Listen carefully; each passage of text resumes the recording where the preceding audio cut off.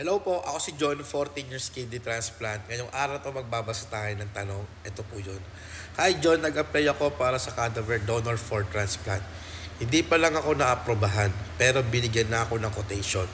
Ilang buwan pa kaya ako maghihintay? Ito yung concept ng hope or yung cadaver donation sa NKT Hospital. Ngayon, hindi ko na alam paano yung sa mga requirements. Medyo technical na po yun. Ang i-explain ko na lang po sa inyo yung paano yung proseso ng pag-iintay sa cadaver ng NKTI, sa Hope. Dadalian ko na lang po para mas lalo yung maintindihan. For example, ang nakapila hanggang 25 na pasyente. Nakapila na yan. Yung mga nakapila na yan,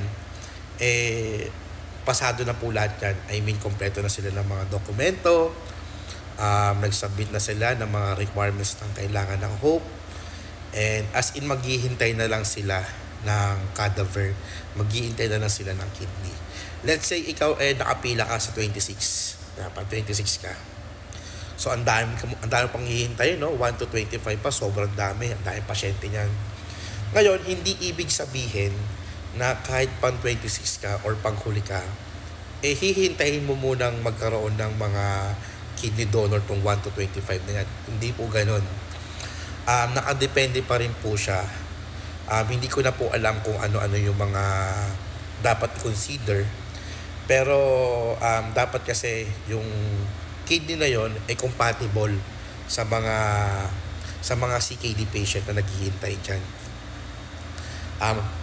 Sobrang dami nila kino-consider. Like, para sa iyo ba talaga yung kidney? Mga ganyan. I mean, yung blood type, basta yung matching niya. Meron kasing sinasabit na parang mga nakalimutan ko na, hindi ko na masyadong matandaan. Basta kailangan mag-match kasi yung cadaver na yung kidney na yon sa mga nakapila. Let's say pang 26 ka. Ayan. Yung number 1 kunwari ang priority number 1. Pero kung hindi compatible sa kanya yung kidney, hahanapan ng number 2, number 3, number 4. So hindi porket nasa huli ka, wala ka nang ma-chance na makidney transplant. Ngayon, kung hihintayin mo yung buwan, hindi po natin masasabi. Meron maghihintay lang ng mga 3 months, may 1 month pa kaya. Meron pa nga 1 month. Mga 6 months, 1 year, 2 years, matagal. Hindi mo alam at wala pong makakasabi kung hanggang kailan po kayo makikidney transplant. Ang tanging magagawa nyo lang po magdasal at maghintay.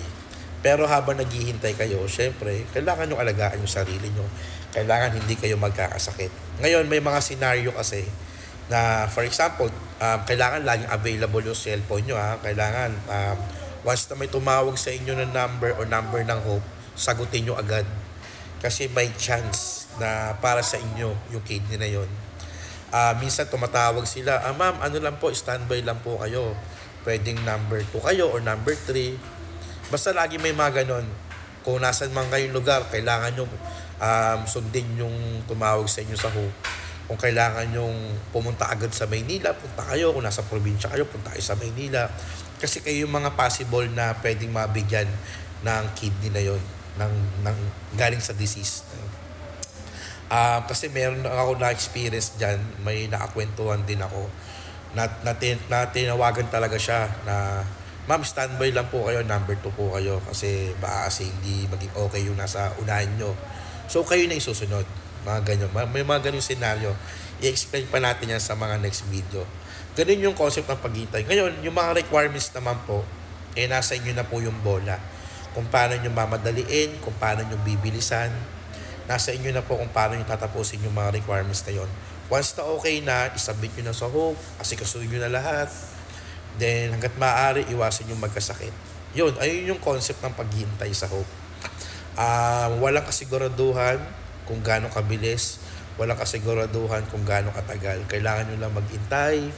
And syempre, ipagdasal nyo na yung kidney na yon para po sa inyo talaga. Kasi, 'di ba, may mga time kasi na kung para sa iyo, para sa iyo talaga yung kidney na yon. Let's say, hindi nyo nasagot, 'di ba? Yung mga ganung pagkakataon, medyo petty na lang yon. Pero kung para sa iyo talaga, 'di ba?